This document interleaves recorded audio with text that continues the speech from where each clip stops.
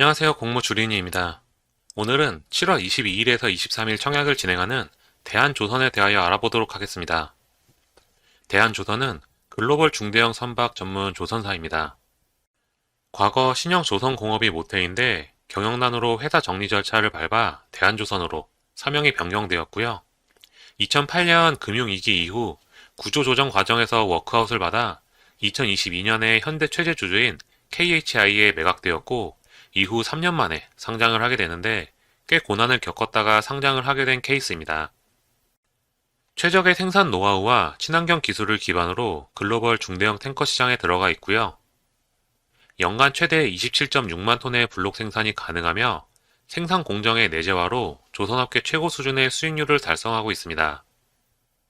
도크에서 한 척의 선박을 건조하시면서 도크 내 여유 공간에서 후속 선박의 일부분을 함께 건조하는 텐덤 공법으로 효율적인 건조 전략을 짜고 있으며 1500톤 골리안 크레이스를 활용하여 생산 효율성을 개선하였습니다.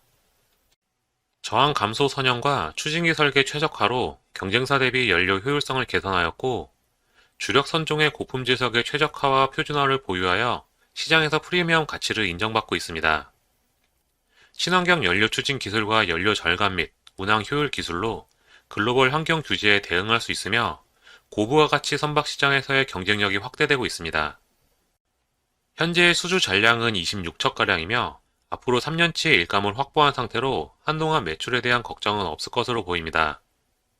탱커선을 중심으로 컨테이너선과 친환경 선박 등의 중대형 선박 위주로 포트폴리오를 구축하고 있으며 내부 경영혁신 및 시장 환경 개선으로 작년 매출액이 1조를 넘었으며 영업이익 1,582억 원을 달성했습니다.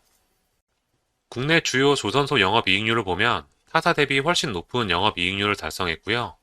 대부분의 매출이 수출로 인해 발생하기에 환율이 높을수록 경쟁력이 더 올라갈 수 있겠습니다. 조선업종은 노후화 선박의 비중이 늘어나고 환경 규제 강화 등으로 인하여 신조 발주는 안정적인 성향을 기록할 것으로 예상되고 있고요. 특히 대한조선의 주력 선종인 중대형 탱커선의 노후화 비중이 높아 탱커선 신규 발주에 대한 기대감을 갖고 있습니다. 그리고 국제해사기구의 환경 규제 강화로 인해 기존 선박을 대체하는 친환경 선박의 발주 수요가 증가할 것으로 전망하고 있습니다. 앞으로는 주력 선종의 경쟁력 강화로 중국과의 기술 격차를 유지할 예정이고요. 대한조선의 재무제표를 살펴보면 매출액을 매년 증가시켜 오면서 작년은 조 단위의 매출을 기록했으며 당기순이익도 크게 증가시키며 작년엔 1726억 원의 당기순이익을 기록했습니다. 작년 영업이익이 1580억 수준인데 6월까지의 가집게된 상황을 보면 매출액이 6천억을 넘었고 영업이익이 벌써 1322억을 찍었습니다. 올해는 작년보다 더 수익이 좋을 것으로 예상할 수 있겠고요. 공모가 산정을 위한 비교 대상 기업은 국내 조선사들을 골랐고 공모가는 조선업종임을 감안하여 PBR로 구했습니다.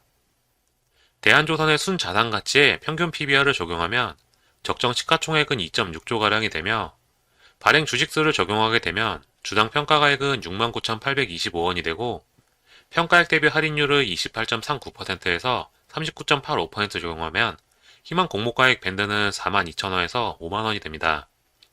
이를 PER로 구해보자면 2025년 예상 당기순이익은 약 2,644억 원 가량이 예상되는데 공모가 기준으로 보면 PER은 7.29배로 매우 낮은 수준입니다. 증권신고서상 비교 대상 기업들의 평균 PER은 41.9배인데 이보다는 낮게 30배가량을 적용하면 주당 평가가액은 205,893원으로 공모가보다 4배나 높고 중형 조선소임을 감안하여 좀 더 낮게 PER을 잡아봐도 137,262원으로 2배 이상 높습니다. 공모가 최상당 5만원은 매우 메리트 있는 가격이라고 판단이 됩니다. 다만 아쉬운 점은 자금의 사용 목적의 경우 이번 공모로 들어온 자금의 절반가량이 재투자가 아닌 채무상환에 사용이 되기에 빚을 갚는 상장이라고 볼 수도 있겠습니다.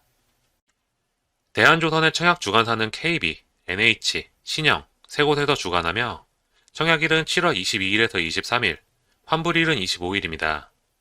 모집에는 구주 매출이 20% 포함되어 있는데 최대 주주가 공모가로 엑시트를 하게 됩니다. 일반 청약자에게 250만 주 모집을 하는데 우리 사조 조합에 배정된 금액이 1000억가량 되기에 이 물량이 미달나게 되면 수량이 좀 더 넘어올 수 있겠고요. 최당당 기준 5천억 원 규모로 LG CNS 이후 가장 큰 규모로 청약을 진행합니다. 각 증권사별 배정된 수량은 다음과 같은데 KB에 112만 5천 주, NH에 107만 5천 주, 신영증권에 30만 주 배정이 되었고 각 증권사별 일반 등급 청약 한도는 다음과 같습니다. KB가 9억 2,500만 원으로 한도가 가장 높고요. 청약 수수료는 KB만 1,500원, 나머지는 2,000원씩이며 최소 청약 수수는 모두 10주로 25만 원이면 됩니다.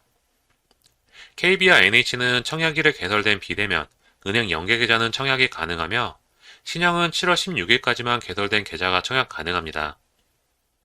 증권사별 유리한 것은 KB나 NH는 큰 차이 없이 키 맞추기를 할 가능성이 높아 보이며 신형의 계좌가 아무래도 좀 덜한 편이고 이미 개설이 늦었기에 신형이 균등해서는 좀 더 유리할 수도 있을 것 같습니다. 이 부분은 청약 경쟁률 방송을 보면서 체크해 보도록 하겠고요.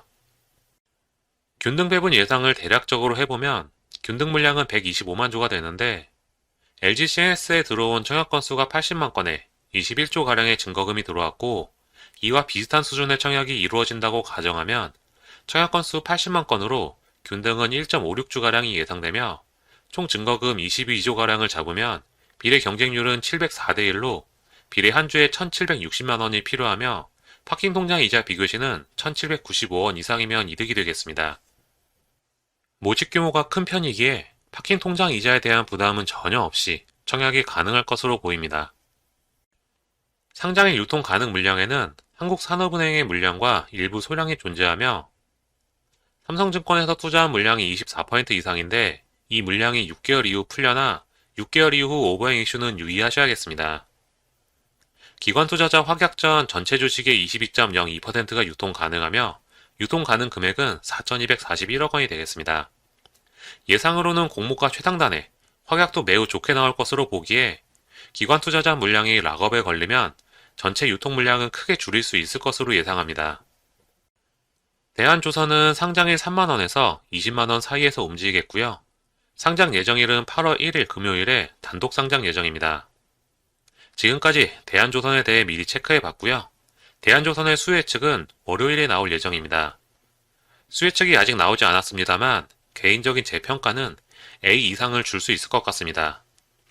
이틀 환불이며 이자 부담이 거의 없기에 모든 대출을 다 써서라도 청약할 만하다고 생각합니다. 달바글로벌이 결국 실적을 등에 업고 공모가 대비 3배 이상의 가격을 나타내고 있는 것도 기대감을 가지게 하고요. 다만 조선업종의 사이클이 수주 잔고의 감소로 피크아웃의 위기감이 고조된다는 얘기가 있어 이 부분에 대한 리스크는 감안하시길 바라겠습니다. 수혜 측이 나오고 나면 최종적으로 평가 내려서 영상 올려드리겠습니다. 기대되는 만큼 좋은 결과가 있었으면 좋겠습니다. 영상이 유익하셨다면 구독과 좋아요 부탁드립니다.